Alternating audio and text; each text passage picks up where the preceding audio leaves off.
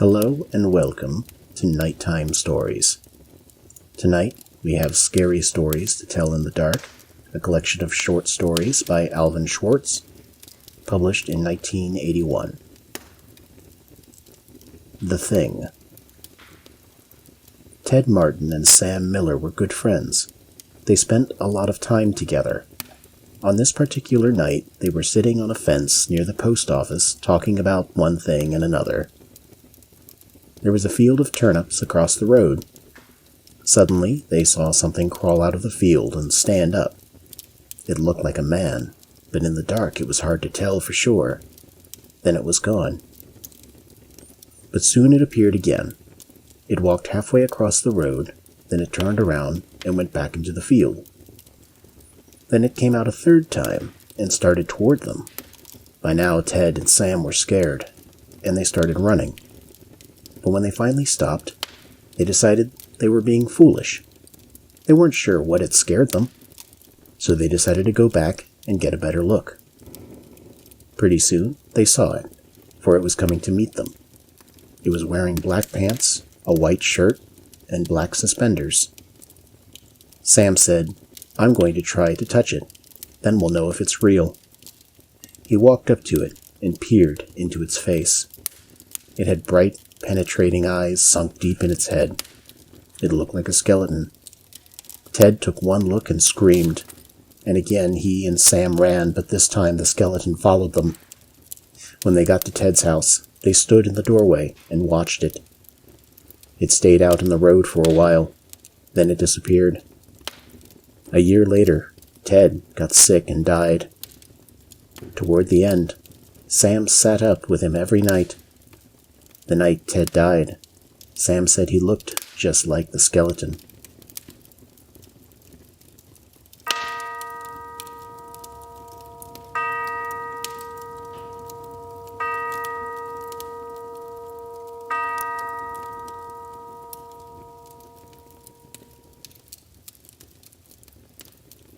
Cold as clay.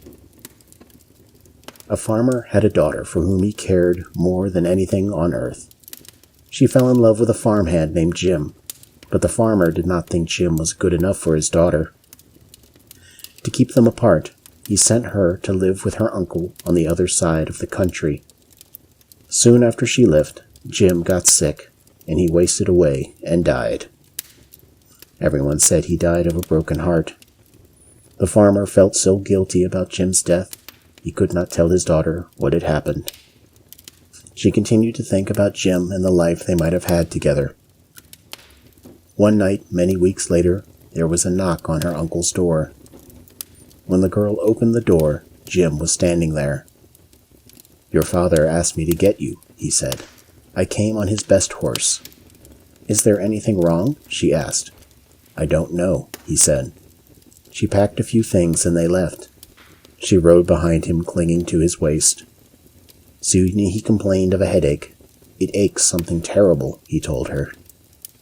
She put her hand on his forehead. "Why, you are as cold as clay," she said.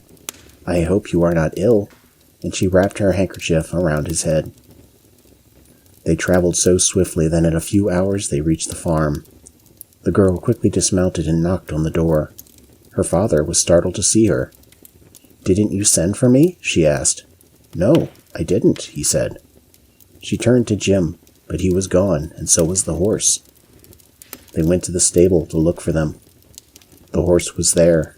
It was covered with sweat and trembling with fear. But there was no sign of Jim. Terrified, her father told her the truth about Jim's death. Then quickly he went to see Jim's parents. They decided to open his grave.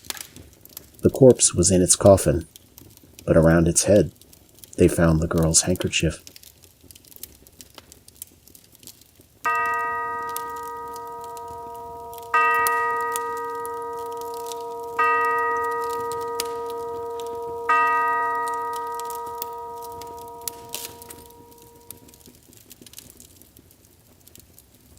The White Wolf. The timber wolves around French Creek had gotten out of hand. There were so many wolves the farmers could not stop them from killing their cattle and sheep. So the state put a bounty on them.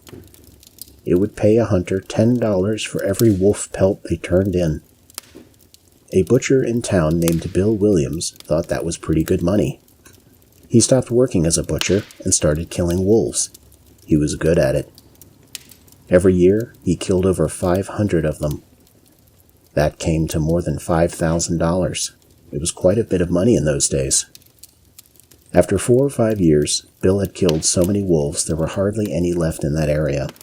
So he retired, and he vowed never to harm another wolf because wolves had made him rich. Then one day, a farmer reported that a white wolf had killed 2 of his sheep.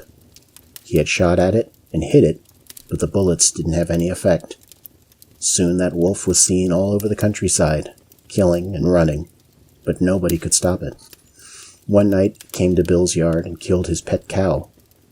Bill forgot about his decision to never harm another wolf. He went into town the next morning and bought a young lamb for bait. He took it out into the hills, tied it to a tree. Then he backed off about 50 yards and sat down under another tree. With his gun in his lap, he waited. When Bill didn't come back, his friends started looking for him. Finally, they found the lamb. It was still tied to a tree. It was hungry, but it was alive. Then they found Bill. He was still sitting against the other tree, but he was dead. His throat had been torn open. But there was no sign of a struggle. His gun hadn't been fired, and there were no tracks in the soil around him. As for the white wolf, it was never seen again.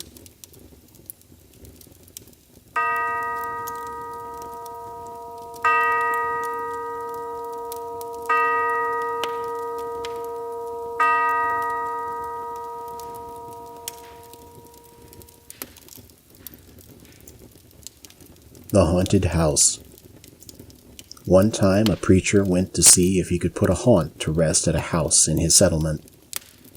The house had been haunted for about 10 years. Several people had tried to stay there all night, but they would always get scared out by the haunt. So the preacher took his Bible and went to the house, went on in, built himself a good fire, and lit a lamp. Sat there reading the Bible. And just before midnight, he heard something start up in the cellar, walking back and forth, back and forth. Then it sounded like somebody was trying to scream and got choked off. Then there was a lot of thrashing around and struggling, and finally, everything got quiet. The old preacher took up his Bible again, but before he could start reading, he heard footsteps coming up the cellar stairs. He sat watching the door to the cellar, and the footsteps kept coming closer and closer. He saw the doorknob turn, and when the door began to open, he jumped up and hollered, "What do you want?" The door shut back easy-like, and there wasn't a sound. The preacher was trembling a little, but he finally opened the Bible and read a while. Then he got up and laid the book on the chair and went to mending the fire. Then the haunt started walking again, and step, step, step up the cellar stairs. The old preacher sat watching the door, saw the doorknob turn and the door open. It looked like a young woman. He backed up and said, "Who are you? What do you want?" The haunt sort of swayed like she didn't know what to do. Then she just faded out. The old preacher waited, and when he didn't hear any more noises, he went over and shut the door. He was sweating and trembling all over, but he was a brave man, and he thought he'd be able to see it through. So he turned his chair to where he could watch, and he sat down and waited. It wasn't long before he heard the haunt start up again, slowly, step, step, step, step, closer and closer, step, step, and it was right at the door. The preacher stood up and held his Bible out before him. Then the knob slowly turned and the door opened wide. This time the preacher spoke quiet-like. He said, "In the name of the Father, the Son, and the Holy Ghost, who are you and what do you want?" The haunt came right across the room straight to him and took hold of his coat. It was a young woman, about 20 years old. Her hair was torn and tangled, and the flesh was dropping off of her face so he could see the bones and part of her teeth. She had no eyeballs, but there was a sort of blue light way back in her eye sockets, and she had no nose to her face. Then she started talking. It sounded like her voice was coming and going with the wind blowing it. She told how her lover had killed her for her money and buried her in the cellar. She said if the preacher could dig up her bones and bury her properly, she could rest. Then she told him to take the end joint of the little finger from her left hand and to lay it in the collection plate at the next church meeting, and he'd find out who had murdered her. And she said, "If you come back here once more after that, you'll hear my voice at midnight, and I'll tell you where my money is hid, and you can give it to the church." The haunt sobbed like she was tired. She sunk down toward the floor and was gone. The preacher found her bones and buried them in the graveyard.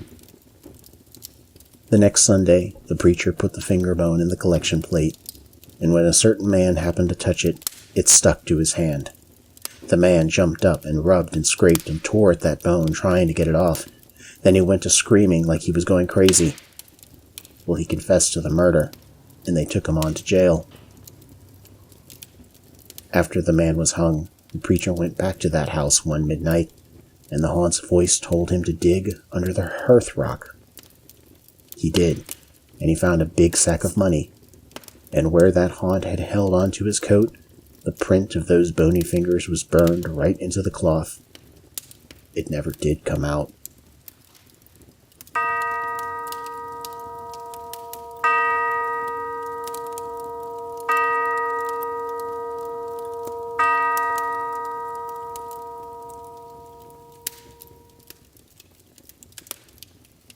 The Guests.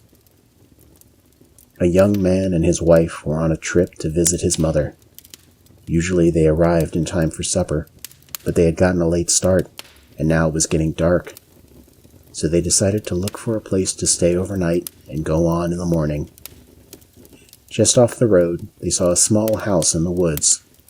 Maybe they rent rooms, the wife said, so they stopped to ask. An elderly man and woman came to the door. They didn't rent rooms, they said, but they would be glad to have them stay overnight as their guests. They had plenty of room, and they would enjoy the company. The old woman made coffee and brought out some cake, and the four of them talked for a while. Then the young couple were taken to their room. They again explained they wanted to pay for this, but the old man said he would not accept any money. The young couple got up early the next morning before their hosts had awakened. On a table near the front door, they left an envelope with some money in it for the room. Then they went on to the next town. They stopped in a restaurant and had breakfast. When they told the owner where they had stayed, he was shocked. "That can't be," he said. "That house burned to the ground, and the man and the woman who lived there died in the fire." The young couple could not believe it, so they went back to the house. Only now there was no house. All they found was a burned-out shell. They stood staring at the ruins, trying to understand what had happened. Then the woman screamed. In the rubble was a badly burned table like the one they had seen by the front door. On the table was the envelope they had left that morning.